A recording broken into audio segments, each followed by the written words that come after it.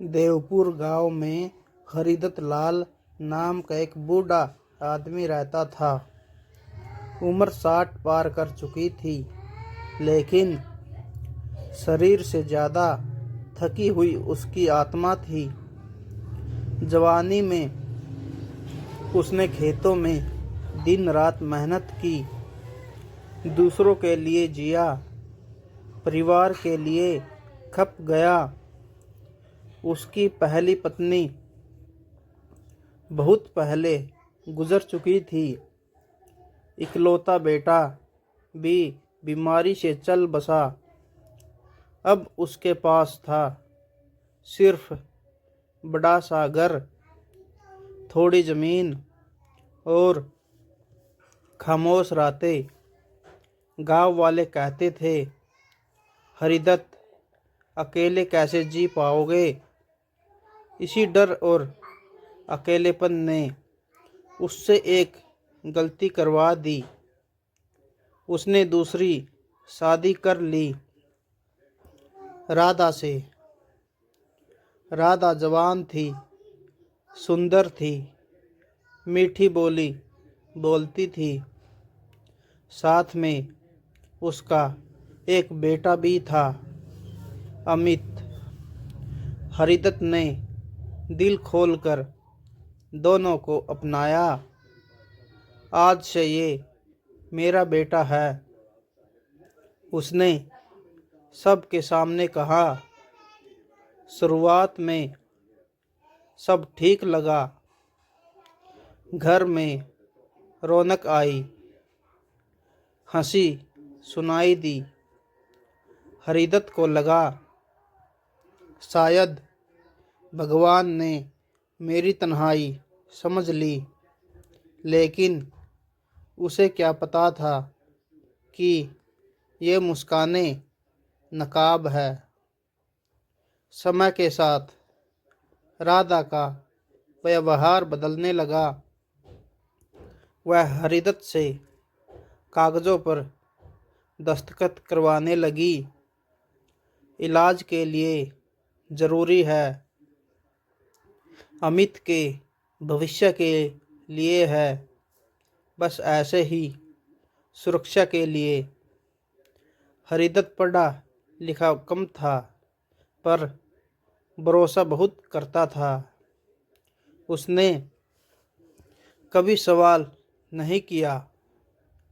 अमित बाहर से आज्ञाकारी दिखता, लेकिन उसकी आंखों में लालच साफ झलकता था।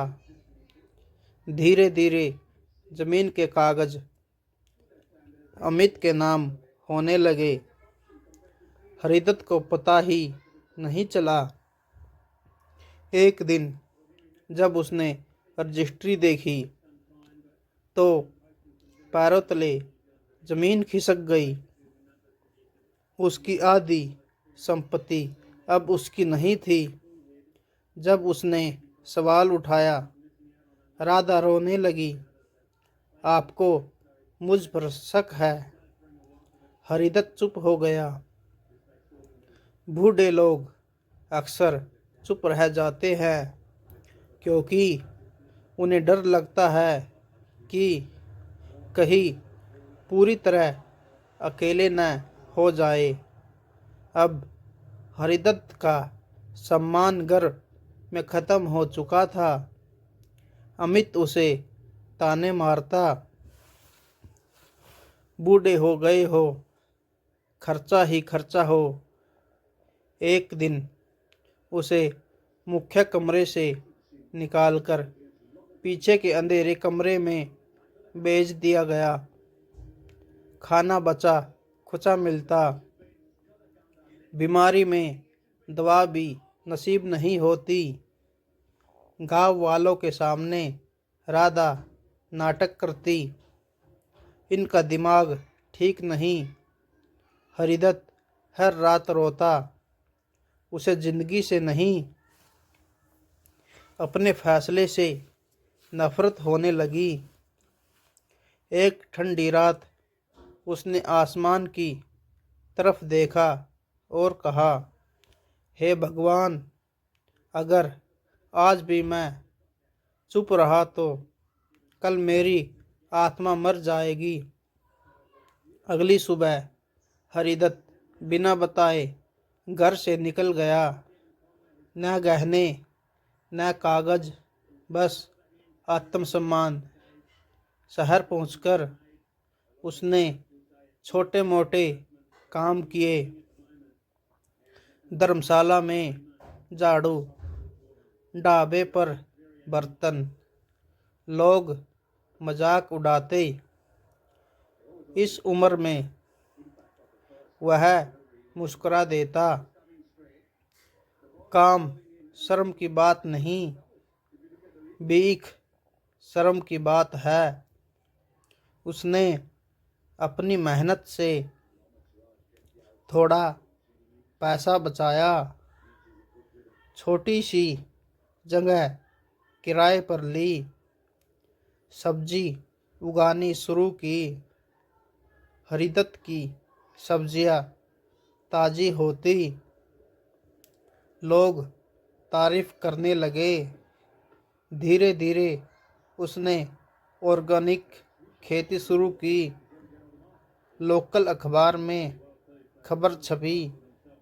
65 साल का बुजुर्ग बना प्रेरणा। उसका काम बढ़ता गया। अब उसके पास मजदूर थे, सम्मान था। वह कहता, धोखे ने मुझे तोड़ा नहीं, मुझे बनाया। गांव में अमित ने सब कुछ बर्बाद कर दिया। पैसा उड़ा दिया, जमीन चली गई। एक दिन राधा और अमित मदद मांगने शहर पहुँचे। सामने हरिदत्त खड़ा था, मजबूत, आत्मविश्वास से भरा। अमित की आंखें झुक गई। राधा रो पड़ी। हरिदत्त बोला, मैंने बदला नहीं लिया, मैंने खुद को सफल बनाया। उसने उन्हें माफ़ किया, पर दोबारा अपनी ज़िंदगी में जगह नहीं दी। यह उसकी जीत थी।